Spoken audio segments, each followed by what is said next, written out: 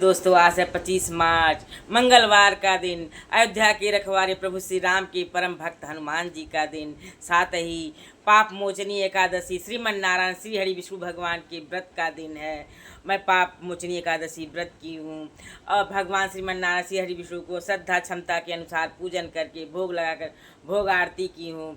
अब चल रही हूँ पाप मोचनी एकादशी का पाठ करने। श्रीमन नारायण नारायण हरि हरि, श्रीमन नारायण नारायण हरि हरि हरि हरि, ओम हरि हरि। ओम भगवते वासुदेवाय नमः। ओम भगवते वासुदेवाय नमः। ओम भगवते वासुदेवाय नमः। श्रीमन नारायण नारायण हरि, श्रीमन नारायण नारायण हरि, श्रीमन नारायण नारायण हरि हरि हरि हरि हरि हरि, ओम हरि हरि। अथ पाप मोचनी एकादशी महात्म। धर्मराज युधिष्ठिर बोले, हे भगवान, मैंने फाल्गुन मास के शुक्ल पक्ष की एकादशी का महात्म सुना। आप चैत्र मास के कृष्ण पक्ष की एकादशी के बारे में बतलाइए। इस एकादशी का नाम क्या है? कौन से देवता की पूजा इसमें की जाती है तथा विधि क्या है? सो आप सब विस्तार कहिए। श्रीमन नारायण नारायण हरि। श्री कृष्ण भगवान बोले कि हे राजन, एक समय मानधाता ने लोमस से पूछा था कि हे ब्राह्मण, चैत्र मास के कृष्ण पक्ष की एकादशी का नाम तथा विधि क्या है? सो सब पूरी तरह से कहिए।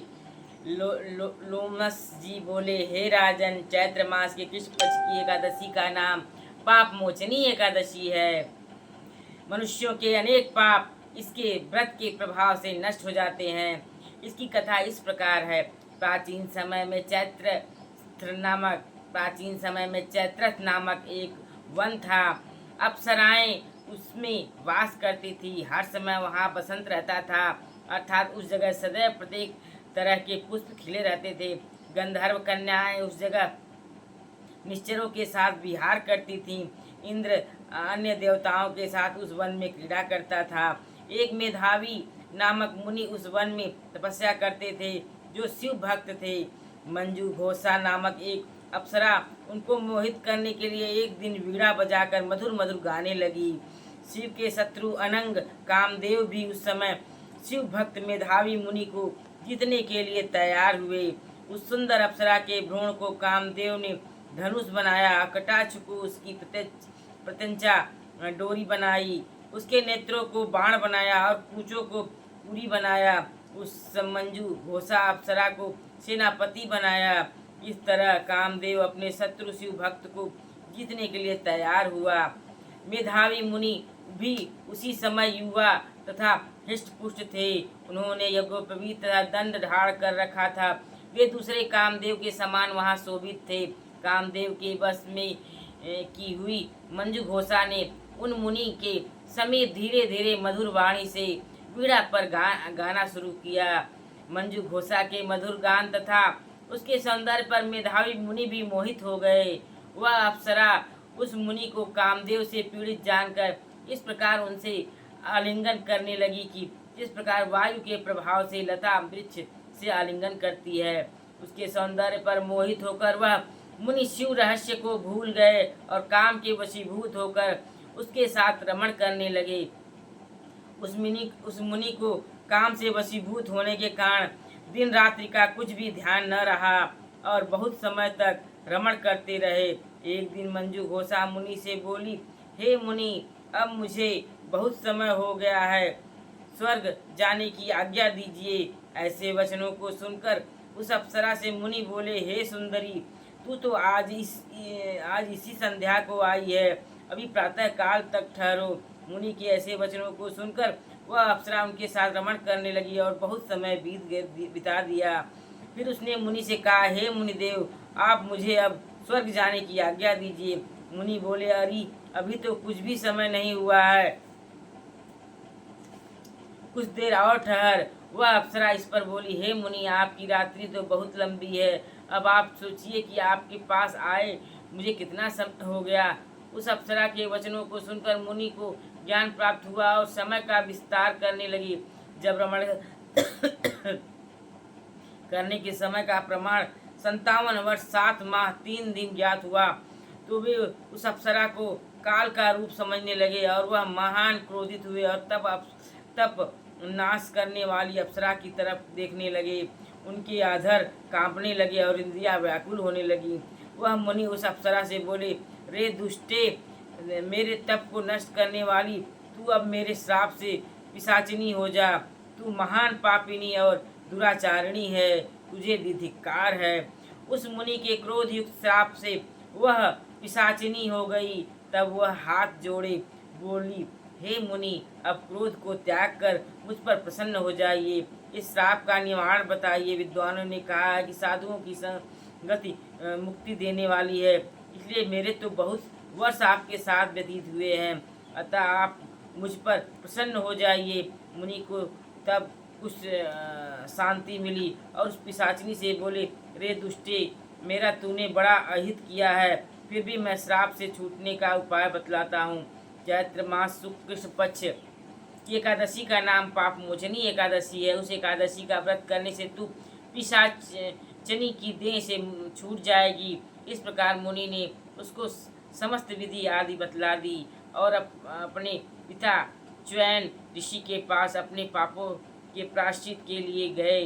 अपने पुत्र मेधावी को देखकर च्वैन ऋषि बोले, रे पुत्र, तूने यह क्या किया?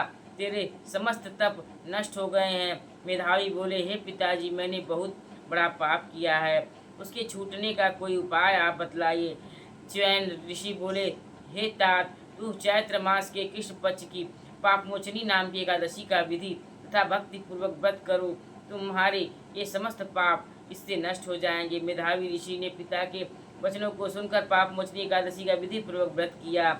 इनके समस्त पाप उसके प्रभाव से नष्ट हो गए। पापमोचनी एकादशी का व्रत करने से मंजू घोषा अप्सरा भी पिशाचिनी की देह से छूट गई और सुंदर रूप धारण करके स्वर्ग चली गई। लोमस बोले, हे राजन, इस पाप मोचनी एकादशी व्रत के प्रभाव से सब पाप नष्ट हो जाते हैं। इस एकादशी की कथा के श्रवण व पढ़ने से 1000 गौदान करने का फल मिलता है। इस व्रत के करने से ब्रह्म हत्या करने वाले, स्वर्ण चुराने वाले, मद्यपान करने वाले, अगम्या गमन करने वाले समस्त पाप नष्ट हो जाते हैं और व्यक्ति अंत में स्वर्ग को प्राप्त करता है। श्रीमन नारायण नारायण हरिये, श्रीमन नारायण नारायण हरिये। यह व्रत कथा मेरी पूर्ण हुई। पाप मोचनी एकादशी, इसमें जो है ऋषि का तप भंग करने आई थी अप्सरा और कितने वर्षों तक रही और ऋषि के श्राप से वो पिशाचिनी हुई और पिशाचिनी कही, मैं इतने वर्षों तक आपके साथ रही हूँ। संगति में कहते हैं कि कुरीतियाँ मिट जाती हैं, आप मुझको इसका उपाय बतलाइए। ऋषि उपाय बतलाते हैं। चैत्र मास के कृष्ण पक्ष की पाप मोचनी एकादशी का वर्णन करते हैं। श्रीमन नारायण नारायण हरि हरि। इस प्रकार से वह अप्सरा अपने पापों को व्रत के कारण जो है नष्ट करती है, फिर स्वर्ग लोक जाती है। उधर ऋषि भी अपने पिता चैवन्य से इसका उपाय पूछते हैं। उनके पिता भी यही चैत्र मास की पाप मोचनी एकादशी को बताते हैं और उनको भी इससे मुक्ति मिलती है। सब मिलाकर यह कहना है कि पाप तो करना ही नहीं चाहिए, अति में नहीं डूबना चाहिए, पाप नहीं करना चाहिए। अब तो भगवान की बातें हैं और अपने धर्म की बातें हैं, उसमें आस्था रखनी चाहिए, विश्वास रखनी चाहिए और पाप से दूरी बनाकर रखनी चाहिए। पाप के बराबर कोई बुरा कर्म नहीं है, तो पाप बुरा कर्म इस सब से दूरी बनाएं और सत्कर्म की तरफ चले, अच्छे कर्म की तरफ चले। पाप हावी हो तो उसे जो है पराजित करने के उपाय ढूंढें, पाप को कभी हावी न होने दें, क्योंकि पाप से उस समय तो पाप से मुक्ति मिल जाती थी। कहते हैं इस कलयुग में पाप से मुक्ति नहीं मिलेगी। इसलिए राम नाम जाप, श्री नाम जाप, श्री हरि भगवान नाम जाप करके पाप से दूरी बनाएं और सत्कर्म पे चलें, अच्छे कर्म पे चलें। कहते अच्छे कर्म करने वालों की भी कमी नहीं है दुनिया में, अच्छे कर्म करें और अच्छे मार्ग पर चलें। श्रीमन नारायण नारायण हरि, श्रीमन नारायण नारायण हरि। आपकी महिमा अपार है, आपकी लीला अपार है।